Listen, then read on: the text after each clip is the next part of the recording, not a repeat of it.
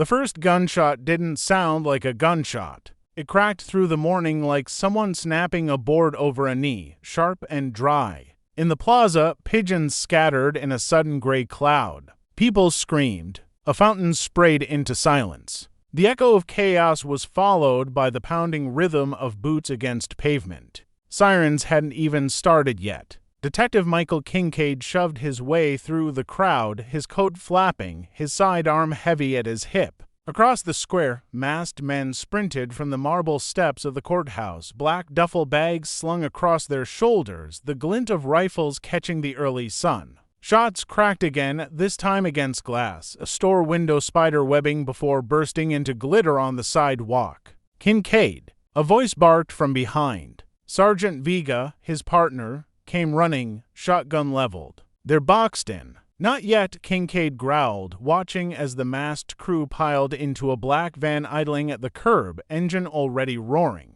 Tires screamed, smoke coiled, and the van surged forward, clipping a parked car. People scattered in waves. Bullets punched the air above their heads as one of the gunmen leaned out the side door, firing wild, suppressive bursts. Kincaid broke into a sprint, lungs burning, pistol snapping into his grip. He fired twice, the report swallowed by the chaos. One round slammed into the van's rear panel, the other blowing out a taillight, but the vehicle kept going. Vega fired once, a booming crack, and the side mirror shattered, but the van swung around the corner and vanished into the maze of streets. Behind them, the courthouse steps were littered with shell casings, shattered glass, and a pool of blood from the guard who hadn't been fast enough. Kincaid holstered his weapon, jaw tight, his eyes sweeping the square. This wasn't just a smash and grab, he muttered. They came prepared. Military precision. Vega nodded grimly. Then this city just became a battlefield.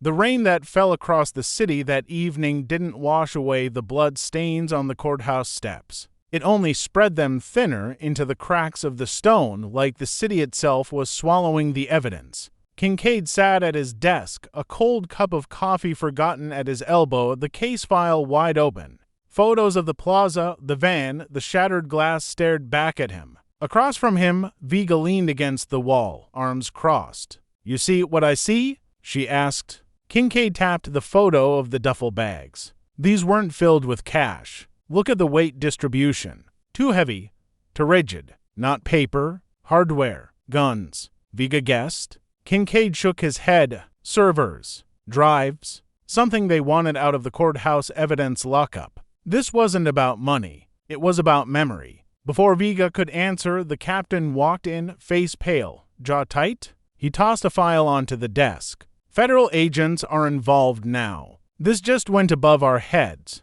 Kincaid opened the file. Inside was a single sheet, stamped classified in red. His eyes narrowed as he read the ledger. "What ledger?" Vega asked. "The Sable Line," Kincaid said slowly. "International arms shipments. Politicians on payroll. A map of corruption that could burn half the city to the ground if it ever saw daylight." He looked up, eyes dark. That's what they took. Marlowe's presence filled the room like smoke. Not loud, not brash, but inescapable. He stood between them and the case as though he had always belonged there, his mirrored glasses gone, eyes pale and steady in the humming fluorescent light. The scar pulled at his mouth when he smiled, a rope tugging skin into a sneer that wasn't quite voluntary. Vega shifted subtly, angling herself so her courier bag dangled just enough to conceal the pistol holstered inside. Kincaid felt the muscles in his jaw tighten. The instinct to draw and fire was strong, primal, but he held it down.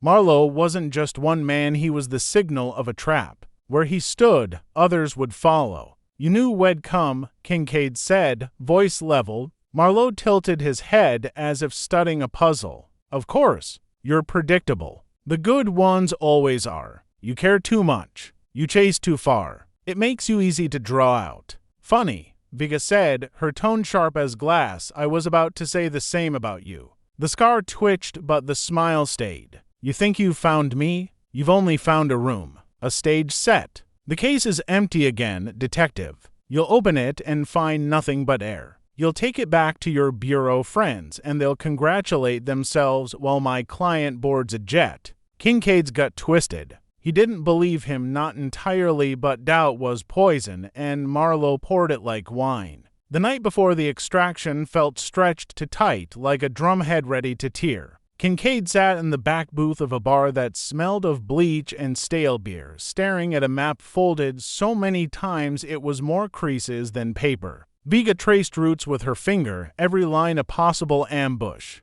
Royce hovered over his phone, waiting for updates that never came fast enough. The mic planted in the Weatherby Club had given them more than proof. It had given them a timetable. The bookkeeper, the witness, Harrow, had called him, would be moved at noon tomorrow through the embassy annex. Sovereign soil, diplomatic plates, an exit wrapped in immunity. Once he was gone, the ledger would mean less. Testimony is what makes Sing Sing in court. We can't storm an embassy, Vega said. We do that, we're not cops anymore. We're invaders. We don't storm, Kincaid replied. We intercept. Before he hits the annex. Royce pinched the bridge of his nose. Do you hear yourselves? If this goes sideways, it'll be explaining to half of Washington why my badge should still exist. Then don't be here when it goes sideways. Vega shot back. Kincaid unfolded the map again, tapping a narrow alley that fed into the embassy's underground garage.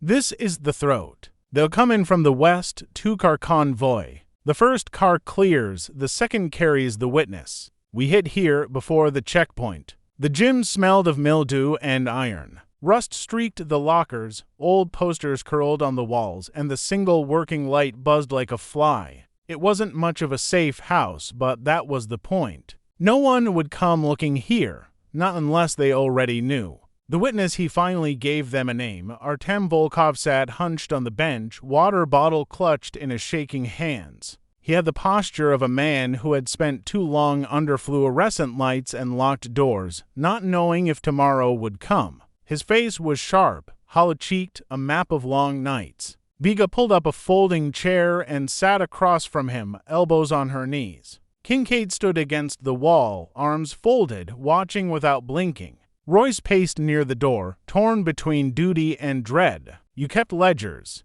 Vega said softly. Not just one. Volkov nodded, eyes darting to Kincaid, then away. I wrote what they told me to write. Shipments, payments, codes, but I wrote more. Notes. Names they did not expect. Little truths between the lies. I could not stop myself. Before they could press further, the door rattled once soft, then harder. A knock.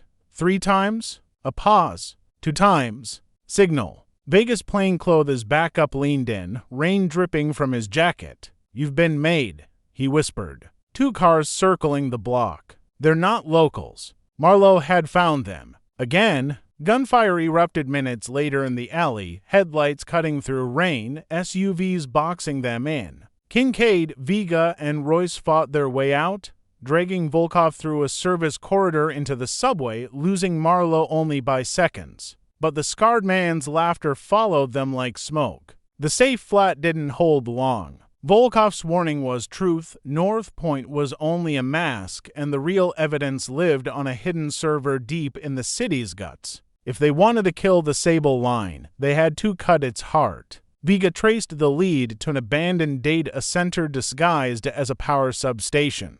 Concrete walls, no signage, cameras that blinked without wires. Perfect camouflage. They went in at night, just 3 of them, Kincaid, Vega, and Royce. Volkov stayed behind under bureau guard, too valuable and too fragile to risk. The rain came down hard, drumming on steel. Inside, the place hummed with power. Racks of servers blinked like watchful eyes. And waiting in the center, as if he had known they were coming all along, was Marlowe. The firefight was brutal, close, deafening. Vega moved like lightning, Royce with grim determination.